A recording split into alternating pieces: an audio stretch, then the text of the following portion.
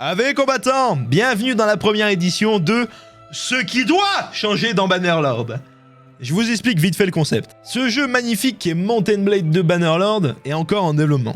Étant donné que je suis un combattant qui passe pas mal de temps sur le jeu, sur les forums de Tale-Worlds, et qui a touché un petit peu aux modding tools, j'aimerais vous dire ce qui manque selon moi, ce qui doit changer dans Bannerlord avant sa sortie, qui devrait arriver normalement d'après les développeurs encore cette année, mais ils repousseront peut-être s'il y a besoin de plus de temps.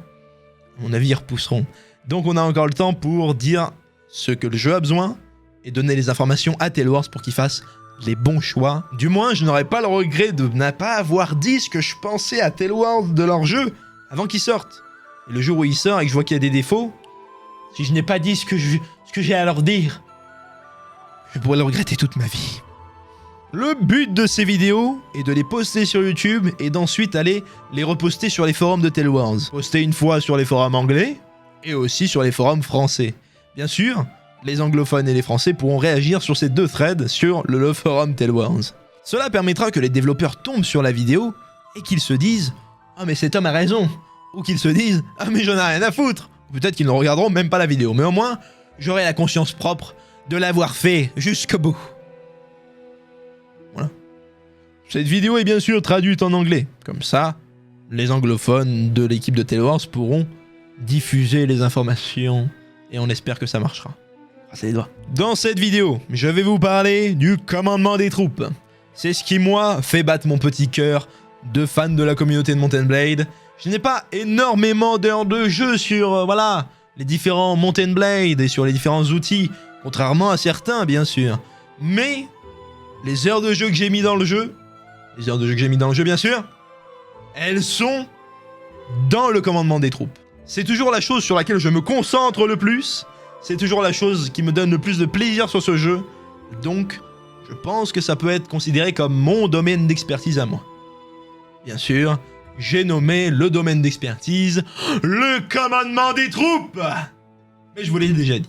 Mais c'est vraiment, c'est mon truc quoi, c'est mon truc à moi. Donc, voilà. Le commandement des troupes.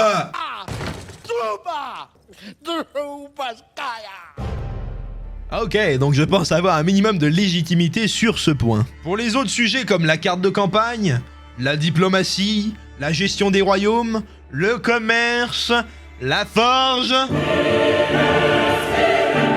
le multijoueur en PVP, le multijoueur en général, tout plein d'autres sujets sur lesquels on peut parler pendant des heures aussi et donner des axes de réflexion à Tale-Worlds. Tout ça, je n'ai pas forcément l'expertise, mais je compte sur vous. Sur vous pour suivre le lien dans la description qui vous mènera vers le forum de Tale-Worlds sur lesquels vous pourrez me faire des pavés d'explications sur ce qui devrait être amélioré, pourquoi, comment, avec bien sûr des arguments. Si vous me dites juste « ça c'est nul, ça marche pas, faut que ce soit mieux », on va pas aller bien loin. Bien sûr. Vous pouvez aussi bien sûr le faire dans les commentaires, ajoutant au référencement de la vidéo. Merci beaucoup. Et donc, toute cette information que vous allez donner dans les threads du forum Tale-Worlds et dans les commentaires de cette vidéo, on va les rassembler et on va en faire d'autres vidéos. Bien sûr, j'ai moi-même quelques petits axes de réflexion sur certains points du jeu, mais comme je vous l'ai dit, la légitimité, elle viendra de vous. De vous, les combattants. Oh oui, j'adore. Bref, allons-y sur les choses qui doivent changer dans le commandement des troupes sur Bannerlord. Commençons par la première chose à changer. Les échelles. C'est ma vidéo, c'est moi qui décide. Casse-toi de là. Bien sûr. Non mais dis donc. Donc je disais, première chose à changer.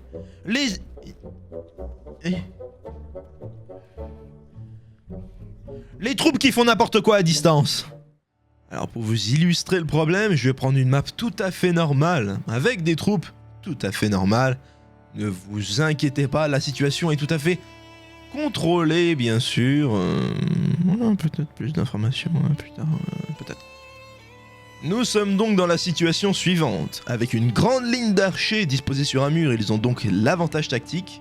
Et en contrebas, nous avons deux lignes, deux murs de boucliers, avec des arbalétriers juste derrière eux. Je demande aux deux camps de tirer en même temps.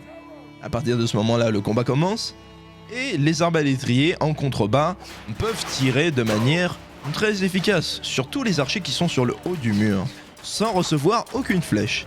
Tout simplement parce que le mur de bouclier absorbe tout, et que les défenseurs, eux, tirent sur les troupes les plus proches.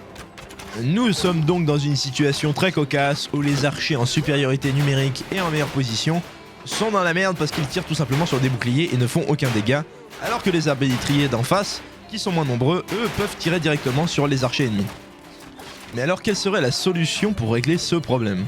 Selon moi, il faudrait donner la possibilité aux archers d'un camp et de l'autre de viser un régiment en particulier. J'ai trouvé la solution dans un mode qui existe déjà sur Bannerlord, qui s'appelle RTS Camera, qui vous permet de jouer un peu comme un Total War à Mountain Blade.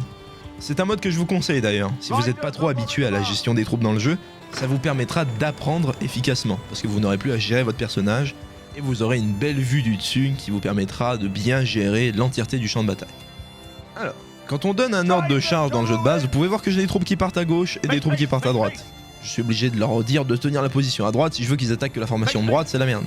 Là, si je veux qu'ils attaquent uniquement la formation de droite, j'appuie sur Alt, je fais clic molette, et là j'ai toute ma formation qui attaque que la formation de droite ennemie. C'est formidable.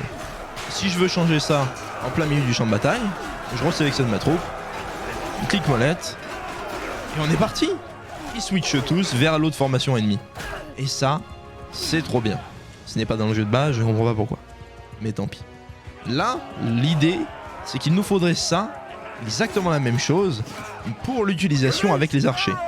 Vous pouvez voir que là, je donne l'ordre à mes troupes de tirer, et bien sûr, elles tirent toutes dans les boucliers. La solution serait la suivante, je sélectionne mes archers, et je leur donne l'ordre de tirer sur les archers ennemis. Et ça serait incroyable, ça marche trop bien, regardez. Sauf que, bien sûr, dans le mode, la fonctionnalité pour les archers ne marche pas. Ça marche simplement pour les troupes au corps à corps. Mais, vous avez vu, suffit d'appuyer sur Alt, on sélectionne la troupe ennemie, on appuie sur un bouton, et paf, on choisit qui on veut attaquer. Ça serait incroyable pour les troupes à distance, en multijoueur comme en solo. Alors Tale Wars, c'est ça qu'il faut faire, faites-le. Je suis tombé de cheval. Mais on va passer à la suite. Hein quoi?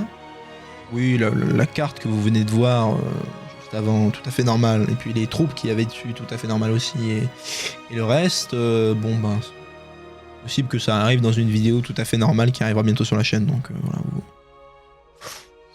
vous savez quoi faire quoi. Abonne-toi, abonne-toi, abonne. Sinon, il faudrait un ordre qui fait armer les soldats avec leurs javelots. Comme ça. Imaginez que c'est un javelot. Imaginez. Hop, un javelot. Je demande à mes troupes d'armer. Je laisse une cible, ils arment, et ils s'apprêtent à lancer. Et quand j'en donne l'ordre, ils lancent. Pour ceux qui connaissent, ça serait exactement le même ordre que dans Mountain Blade Warband Napoleonic Wars. Ok. Et donc, ça permettrait d'avoir une efficacité. Quand je dis lancer, ça part directement quoi. Ils envoient un projectile, ce qui permet de contrôler les munitions. Et ça marcherait surtout avec les arbalètes et les armes de jet qui font beaucoup de dégâts et qui n'ont pas beaucoup de munitions. Avec les arcs, ça ferait juste stylé pour comme dans les films, mais niveau efficacité, bon, à revoir peut-être. Mais il faut que ce soit dans le jeu, parce que ça serait sacrément classe, mais avant tout, très efficace pour les joueurs avec un certain niveau. Pour conclure cette section, je vais vous faire un petit exemple. Me voici en Captain Mode, en multijoueur, face à d'autres joueurs. Je demande à mon régiment d'envoyer les javelots. Là, il y en a quelques-uns qui en envoient, d'autres non, pas tous en même temps. Mais moi, ce que j'aurais aimé faire, c'est envoyer une salve de javelots, puis une autre. Il m'aurait resté alors un javelot, parce que j'en ai 3 en stock. Et à partir de là, j'aurais chargé, et j'aurais eu un javelot en stock encore. Malheureusement, ce n'est pas possible, et j'espère que ce sera rajouté plus tard dans le jeu. Au final, l'ajout de ces deux nouvelles fonctionnalités et le fait de les combiner rendrait le commandement des troupes à distance bien meilleur, bien plus satisfaisant et bien plus efficace. Alors encore une fois, j'espère que ce sera ajouté. Deuxième chose à changer, les échelles. Oh. Les murs de bouclier. Petite illustration par l'exemple, je fais un mur de bouclier face à une armée ennemie. Dans cette armée ennemie, il y a beaucoup d'archers qui sont en train de me tirer dessus. Pour X ou Y raison, j'ai envie de reculer ma formation. Il y a beaucoup de situations où on aimerait faire ça. Et bien là, toute mon armée tourne le dos à l'armée ennemie, montre ses fesses et se fait défoncer. Je dis non. et ils se remettent dans la bonne direction, celle que je leur ai demandé, vers laquelle je leur ai demandé de regarder, qu'au moment où ils sont en position. Même si je leur demande de regarder dans une certaine direction pendant le déplacement avec l'ordre adéquat, ils ne le feront pas. Quand ils se déplacent d'un point A au point B, ils regardent toujours du point A vers le point B, et seulement quand ils arrivent au point B, ils regardent dans la direction qu'on leur demande. Il me semble néanmoins avoir trouvé une faille spatio-temporelle lorsque l'armée ennemie est constituée majoritairement d'archers. Dans ce cas-là, votre infanterie va avoir un comportement que l'on voudrait un petit peu, mais c'est quand même buggé. C'est-à-dire que vos troupes regardent constamment dans la direction de l'ennemi, même quand elles sont en train de reculer. Petite précision, il faut absolument que ce comportement soit appliqué que lorsque notre infanterie est en mur de bouclier. Si elle est en formation ligne, il ne faut pas que ce comportement s'applique. Il faut que l'infanterie se déplace du point A au point B le plus rapidement possible, en regardant du point A vers le point B lorsqu'elle se déplace. Au contraire, les troupes dans un mur de bouclier, elles, doivent regarder constamment dans la nouvelle direction indiquée par le joueur, pendant le déplacement du point A au point B, et une fois qu'ils sont aussi sur le point B.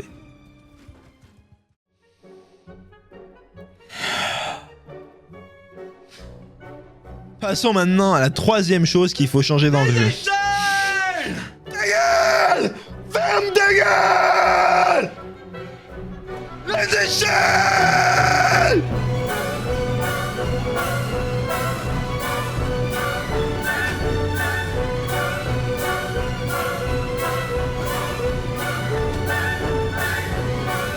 Voilà le crescendo!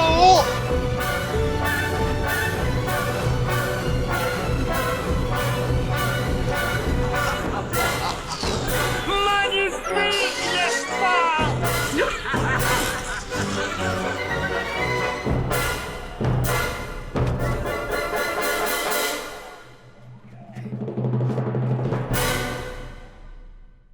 Depuis le 30 mars 2020, Bannerlord est en Early Access. Et depuis le 30 mars 2020, il y a ce bug des échelles et les troupes qui n'y montent pas. Ce qui influe aussi sur les tours de siège, parce que sur les tours de siège, il y a tout simplement 3 échelles. Tell Words, dites-nous pourquoi c'est pas fixé, donnez-nous l'information, et s'il y a une grosse mise à jour qui arrive, on sera content. Mais au moins dites-le nous, parce que là, on est juste dans une situation où ça ne marche pas, ça casse tout le jeu en siège, et c'est chiant. Bon, allez, j'arrête de me plaindre et je commence à dire des trucs intéressants. Il serait cool que lorsqu'un soldat arrive en haut de la tour de siège, qu'il n'ouvre pas directement la passerelle. Il faudrait qu'il attende quelques soldats pour pouvoir push avec lui. Parce qu'actuellement, quand un soldat arrive en haut de la tour de siège, il abaisse la passerelle et l'entièreté des défenseurs se rue sur lui, ce qui a pour effet que les prochains arrivants en haut de la tour de siège se prennent des haches, des épées et toutes sortes d'objets qui font mal sur le coin de la tête. Alors que s'ils attendaient qu'un petit groupe se fasse avant d'attaquer, là ça serait tout de suite plus efficace. Tant que nous sommes dans le domaine des sièges et des choses à améliorer dans les sièges, je tiens à pointer du doigt les portes qui ne sont presque jamais attaquées par les troupes attaquants, ou du moins il y a toujours 2-3 pecnos qui y vont, mais jamais l'entièreté des troupes choisies, parce qu'elles restent bloquées derrière la formation, et ce n'est pas les troupes les plus proches de la porte qui sont désignées pour la taper. C'est le premier truc qui marche pas trop en rapport avec la porte. Le deuxième, c'est qu'une fois que les 2 portes sont détruites, et que toutes les troupes rentrent dans un espace vraiment restreint, où il y a même des centaines d'unités à la fois dans l'espace restreint qui est la porte d'entrée, eh bien, il y a un truc qui s'installe qui est un genre de vibration. Toutes les troupes s'entrechoquent et ça donne un effet de vibrato énorme là. Et quand on veut jouer à la première personne au corps à corps ou même au corps à corps tout court, notre personnage se retrouve là-dedans et il est secoué dans tous les sens, et c'est pareil pour tous les personnages intelligence artificielle. Donc, ce serait cool de pouvoir fixer ça, que ça ne soit plus autant shaky, boum boum boum, zouker la petite. D'autant plus que dernièrement, je suis retombé sur un gameplay de l'E3 2016 présentant un siège dans Mount & Blade de Bannerlord. Et cet effet de shaky quand le joueur est au milieu de la mêlée, eh ben, il a pas l'air existant. Après, je vous l'accorde, le combat est moins évolué qu'à maintenant, il y a moins de vitesse, il y a moins d'efficacité, mais il n'y a pas le shaky. Pour vous préparer à la partie 2 de cette vidéo, je vais vous parler maintenant de l'ordre F3 F5. Parce que oui, il y a une partie de cette vidéo. L'ordre F3 F5, c'est un ordre qui était sur F7 avant, et qui a été changé. Metal Wars, je sais pas pourquoi ils ont fait ça. Parce que moi, ça m'a bousillé toute ma vie de joueur Mountain Blade. Bref, on en parle. Pour ceux qui ne seraient pas familiers avec l'ordre F3 plus F5, celui-ci vous permet de transférer des troupes d'une formation vers une autre, voire même de créer une nouvelle formation en transférant des troupes fraîches vers une formation qui n'a pas encore de troupes assignées. Vous pouvez voir que quand on sélectionne une troupe, nous avons plein d'informations en haut de l'écran. Nous avons le numéro de la formation, nous avons le nombre de troupes qu'il y a dedans, et le type de troupes qu'il y a dedans, de l'infanterie, des archers, de la cavalerie ou autre. Ou un mixte aussi.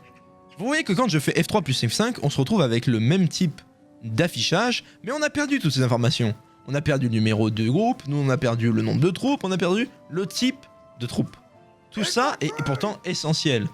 Et il le faudrait dans ce menu pour éviter de se perdre, car quand on est dans le feu de l'action et qu'on veut transférer ses archers vers un nouveau régiment et qu'on ne sait plus quel groupe est pris, quel groupe n'est pas pris, eh bien c'est très compliqué de savoir. Il faut retenir et appliquer la chose après, une fois qu'on a retenu et qu'on a activé l'ordre F3 plus F5.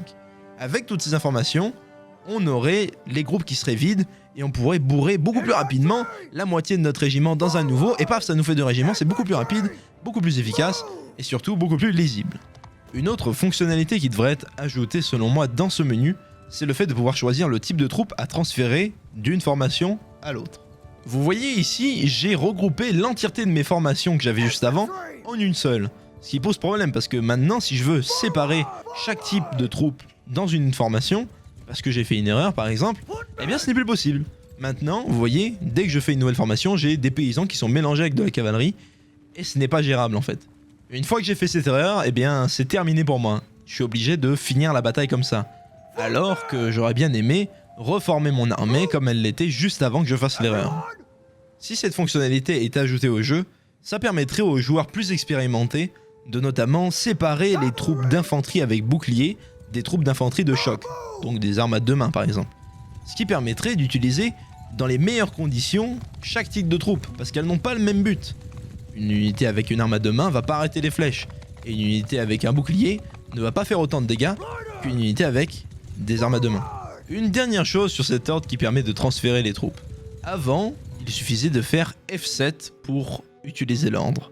Maintenant, je ne sais pas pourquoi, les développeurs se sont dit qu'ils allaient les mettre sur le raccourci F3 plus F5. Sauf que le fait d'appuyer sur 2 touches pour utiliser l'ordre, plus le fait de devoir appuyer sur 3 clics pour l'utiliser après, ça fait 5 actions pour faire une seule chose. Et c'est beaucoup trop. Avant, il suffisait d'aller chercher la touche F7. Elle a beau être un petit peu loin du ZQSD, eh bien c'était ok parce que ce n'est qu'une seule action. Et c'est pas une action qu'on fait vraiment dans le feu de la bataille. C'est une action qu'on fait quand on a un tout petit peu de temps et qu'on sait qu'on peut la faire. Donc aller chercher une seule touche, puis 3 clics, c'était encore ok même si ça a le mérite d'être un petit peu amélioré. Maintenant il faut faire appuyer 2 touches, puis 3 clics. Quel enfer! Quel enfer! Et en plus, les 2 touches à appuyer, c'est F3 et F5, des touches que je n'ai personnellement pas du tout l'habitude d'aller chercher. Et donc je suis obligé de regarder mon clavier pour ne pas me tromper entre un F3, F4, F3, F6, F2, F5, F2, F6, enfin vraiment un enfer quoi. Et donc, je propose de remettre l'ordre de transfert des troupes sur le raccourci F7 à la limite, mais pourquoi pas sur le raccourci F8 ou F9, qui actuellement sont pris par la formation en ligne et la formation Shield Wall.